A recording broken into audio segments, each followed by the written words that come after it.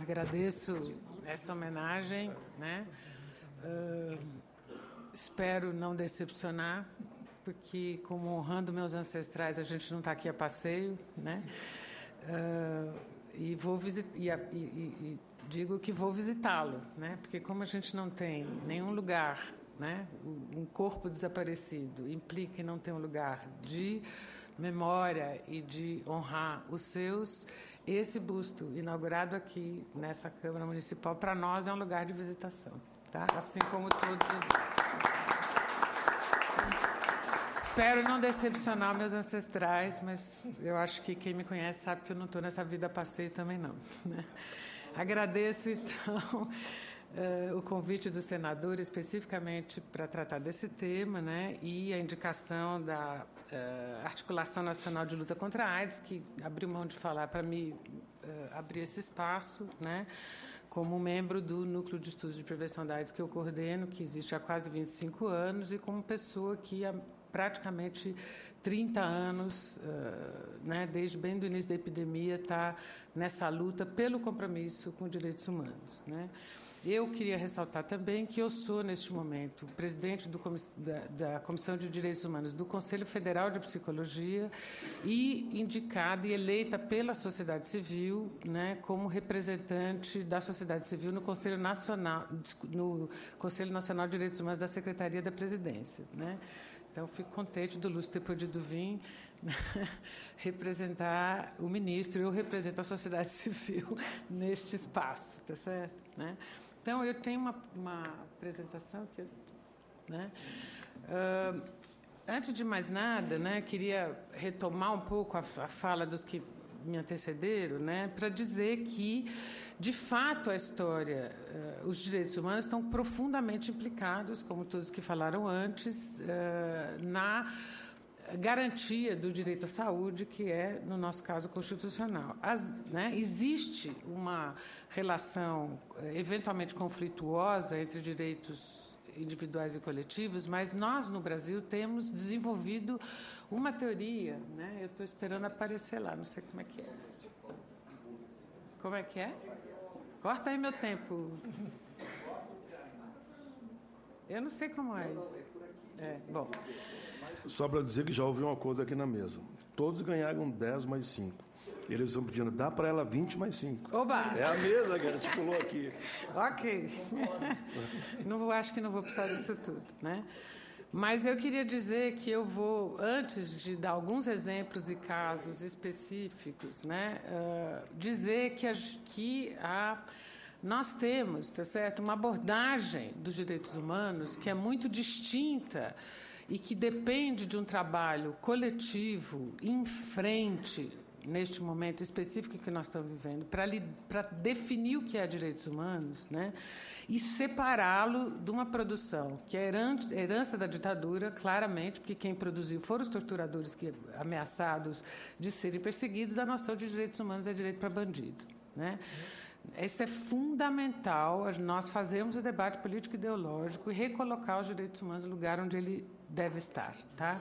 Então, esta é a primeira coisa. Eu não preciso explicar mais, porque aqui todos os que me antecederam deram vários exemplos, né, de como que as pessoas mais afetadas pela ausência de direitos são transformadas continuamente em humanos sem direitos, né, e têm violado os seus direitos. Mas o que eu vou trazer aqui, né, eu vou oferecer um modo de lidar, né, com essa dinâmica do trabalho de direitos humanos e dizer que é muito mais do que um horizonte ético-político, que é esse que nós compartilhamos nessa comissão, mas é também uma teoria, uma técnica e uma prática. A gente já escreveu bastante sobre isso, eu vou sintetizar, né, mas para dizer que os direitos humanos informam a análise da vulnerabilidade, tá certo? Se a gente olhar apenas a violação dos direitos humanos, a gente pode descrever, compreender e explicar o processo de saúde, doença de populações e indivíduos, né? O que eu quero dizer com isso? Do ponto de vista teórico, nós temos evidências e mais evidências extremamente sofisticados acumulados nessa direção, que produziu essa teoria, né? Onde e quando ocorre mais violação de direitos, sempre haverá muito mais adoecimentos e mortes. Ou seja, onde há violação de direitos, por exemplo, haverá mais AIDS, mais morte materna, mais morte infantil, mais sofrimento mental, como lembrou o Lúcio, né? Resultante de humilhação, que resulta em suicídio, resulta em abuso, etc. Tá? Isso não há como, é uma evidência científica publicada nos melhores revisores de pares, nos melhores journals internacionais. Não há mais. Nos últimos 20 anos, nós acumulamos evidências nessa direção, né? O crescimento das epidemias, portanto, eles oferecem marcadores de violação de direitos. Ou seja, se você pega o mapa da AIDS no mundo, né, e internamente aos países, onde tem mais AIDS, tem mais violação de direitos, né? Vai para os Estados Unidos, a proporção de infectados em New York, por exemplo, ou em Washington, é acima de 2%. O que tem em New York? E negros, tá certo? Tá certo? Basicamente isso, né? Uma população gigantesca de negros, tá certo? Tá? Quando você olha o Brasil, onde é que tem violação de direitos, onde o serviço não chega, o acesso à saúde não chega, e onde esses grupos transformados em não humanos, porque sem direitos, tá certo? Estão vivendo territorialmente ou circulando, né? Por outro lado, é por isso que a perspectiva dos direitos humanos oferece um ponto de referência para a análise da epidemia, porque ele pode nos indicar situações potenciais de vulnerabilidade. Se nós sabemos que os direitos estão sendo violados, pode escrever que vai aumentar a AIDS naquele lugar ou outros tipos de doença. Então, direitos humanos é evidência. Primeira coisa que eu queria chamar a atenção, né? As abordagens baseadas em direitos humanos, né, que fazem análise de situação, desenham, implementam e monitoram, como é que tem o negócio aqui, né, e monitoram políticas e ações, né, elas começam por analisar o contexto legal e normativo das políticas públicas da ação profissional. Por isso, tá certo, senador, né? Esta casa tem um papel fundamental. Se o contexto legal é desfavorável, tá certo? A violação de direitos ocorrerá e a doença também.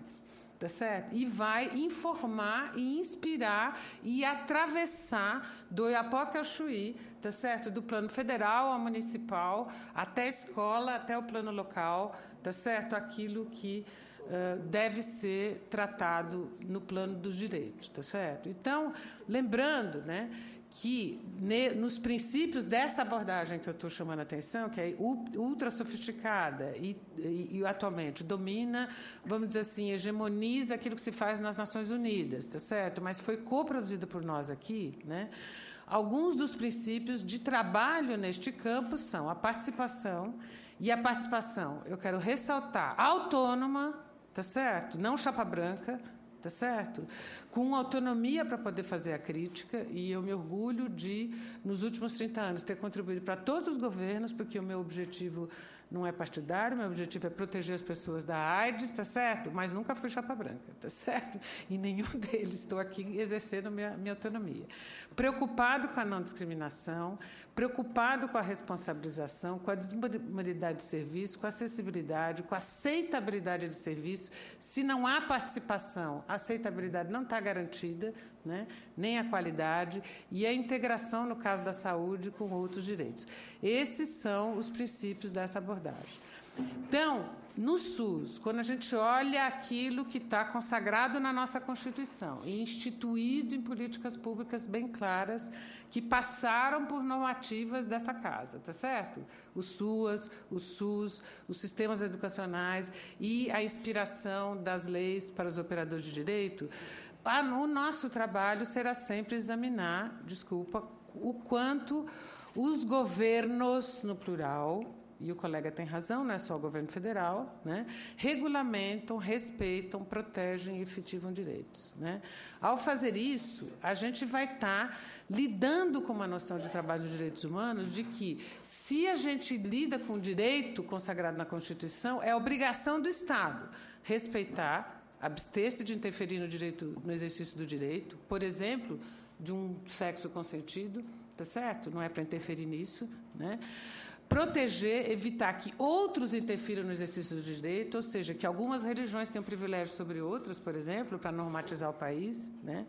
E na promoção, ou seja, na adoção de medidas apropriadas visando o pleno exercício do direito. Isto é obrigação do Estado, e isso nós, como cidadãos autônomos, devemos cobrar em todas as instâncias, tá? No plano das práticas, que é a terceira dimensão em que esse conceito e quadro de direitos humanos se desenvolveu, a gente começa por considerar cada pessoa como sujeito de direito, né? Mas lembrando, né, que se todos somos sujeitos de direitos, a noção de reciprocidade ela deve atravessar aquilo que a gente faz.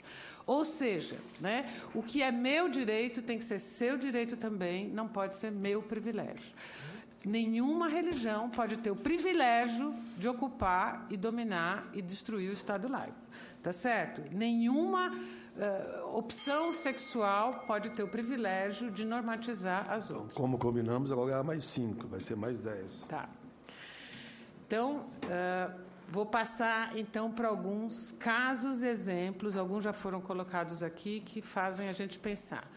Se a gente normatiza e criminaliza o soro positivo, todo o investimento na testagem perde, né? Você terá sua eficácia limitada por conta, né, de que as pessoas vão deixar de se testar, tá certo? E vão estar preocupadas com a confidencialidade, né?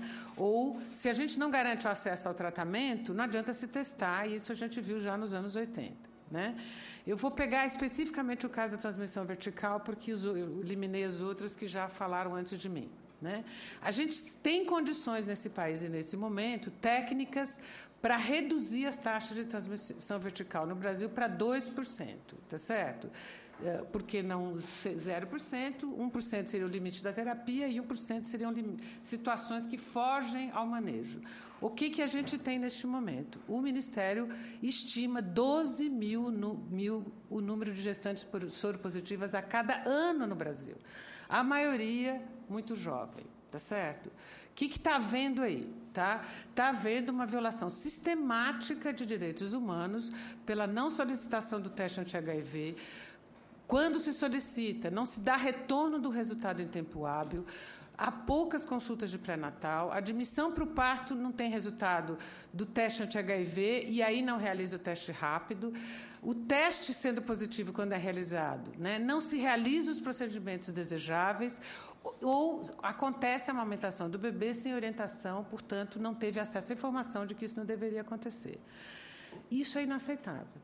A gente poderia, neste momento, estar buscando, autonomamente, como sociedade civil, reparar financeiramente o dano moral e material pela infecção. Pelo Estado, não pelas pessoas, tá certo? Quer dizer, a gente tem que pensar no cenário e no contexto. A criminalização, quando se pensa em direitos, é na responsabilização do contexto e não do sujeito individual, como a lei que aqui foi discutida está tentando fazer, tá certo? Né? Será que o Estado, no plano municipal, né, estadual, etc., quem oferece o serviço ou a instituição, tá certo, que oferece o serviço não deveria estar sendo acionada, como fizemos no começo, pela sua responsabilização, né? E pelo sofrimento de mães, pais e crianças que nascem soropositivas desnecessariamente. A prevenção da transmissão vertical é a única vacina, de fato, que a gente tem ainda, no caso da AIDS. Como é possível 12 mil casos de infecção por violação de direitos? Eu estou dando esse exemplo porque os exemplos das situações das populações-chave já foram dados por vocês, né? E que resposta a gente está tendo na nossa política de AIDS? Está correta essa concentração, como descreveu o Ivo, né, na estratégia de testar e tratar. Mas nós sabemos, pela ciência, que isso reduz apenas 16% das taxas de incidência. O que não faltam são estudos modelando, dizendo que testar e tratar responde por menos de 20% da eficácia do enfrentamento da epidemia, né? As ações estruturais reduzem 40% das taxas de incidência. O que são ações estruturais? Combate, estigma e discriminação é uma delas. E isso foi abandonado pelo nosso programa nacional, estadual e municipal, com raras exceções, tá certo? Isso implica que a gente pode pensar que há direitos sendo violados porque esse tipo de política não está em ação, né? Houve uma redução da mobilização social. Com base em algo que a gente já superou, mas não completamente, você ficar falando do sucesso da política. Isso não é bom para o movimento social, tá?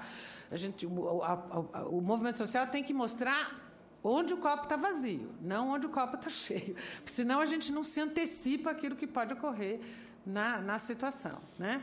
Houve redução das campanhas massivas, e isso é responsabilidade do governo federal. É importante porque o governo federal, fazendo campanha massiva, tá? Ele mobiliza os diversos governos estaduais, municipais e no plano local para que se mobilizem nessa direção, né?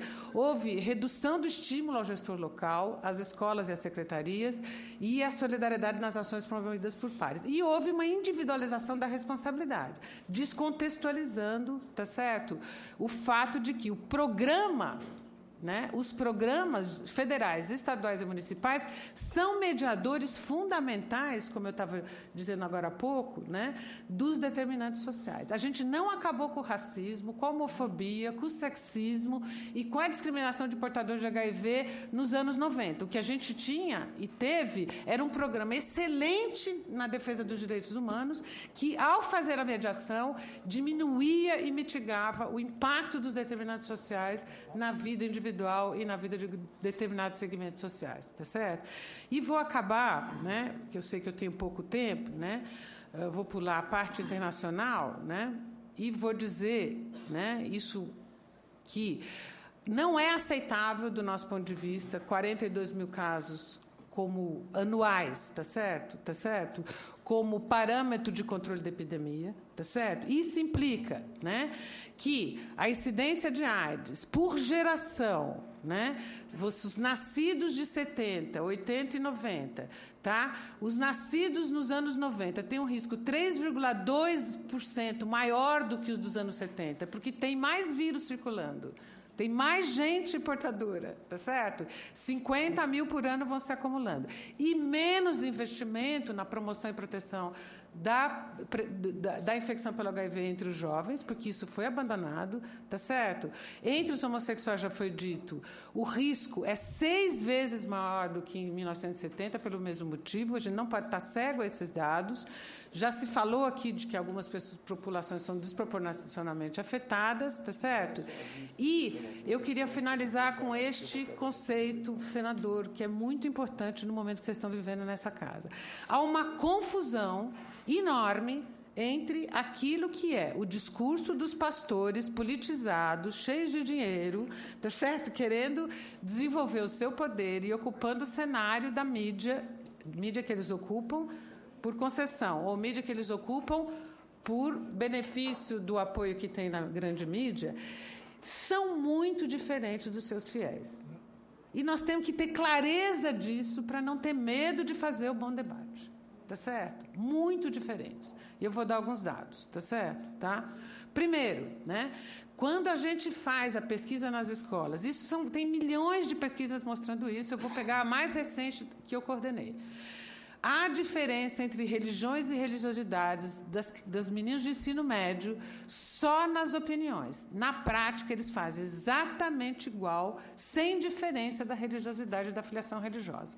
Quero ressaltar que no banco de dados que a gente está trabalhando, no trabalho que a gente fez, a gente tem cerca de 30% a 40% de crianças e jovens que se declaram evangélicos, de alta religiosidade. O resto, né, de 45% a 50% são católicos e 10% entre os que não têm religião e de outras religiões.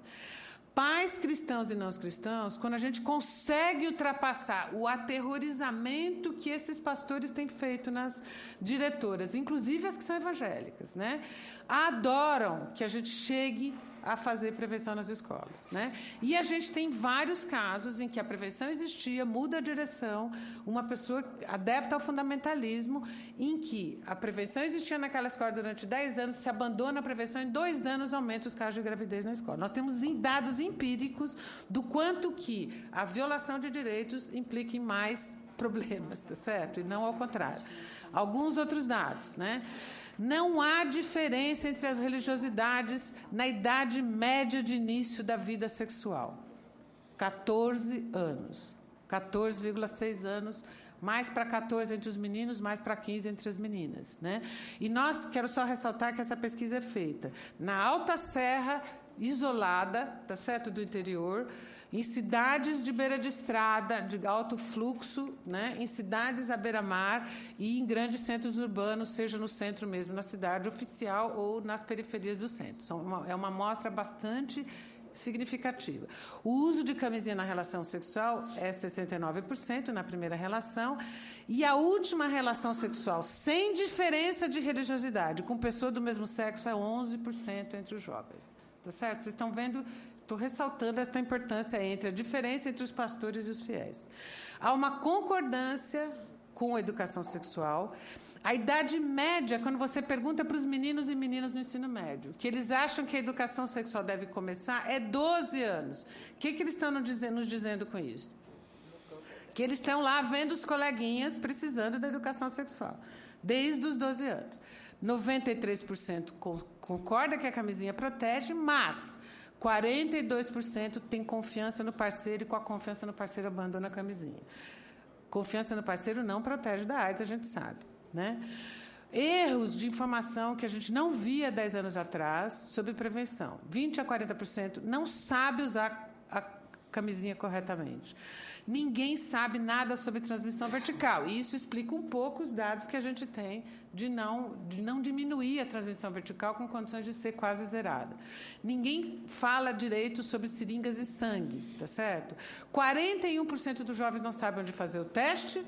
Vamos lembrar que nem sempre o teste é oferecido, porque as leis impedem o jovem de ter autonomia, por exemplo, para ser testado. A lei também atrapalha, quero ressaltar isso aqui. Quer dizer, a gente eventualmente vai criminalizar o jovem aos 16 anos, mas vai continuar impedindo que ele tenha acesso a essas coisas. Estou encerrando, né? Só mais alguns dados. A violência sexual não tem diferença entre as religiosidades. Nenhuma diferença entre evangélico, cristão e sem religião. Tá certo? Tá? Né? Então, vários dados sobre violência sexual, né? Então, a minha pergunta é, o Estado está cumprindo a obrigação de respeitar, proteger e promover? Né? Na nossa opinião, às vezes sim, na maior parte das vezes, não.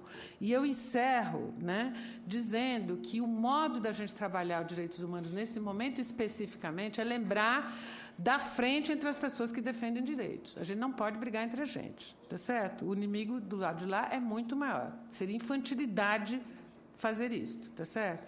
E lembrar, né, que sempre quando a gente for discutir com quem pensa diferente, né, a gente tem que ter a paciência hermenêutica da conversa infinita até o fim, né?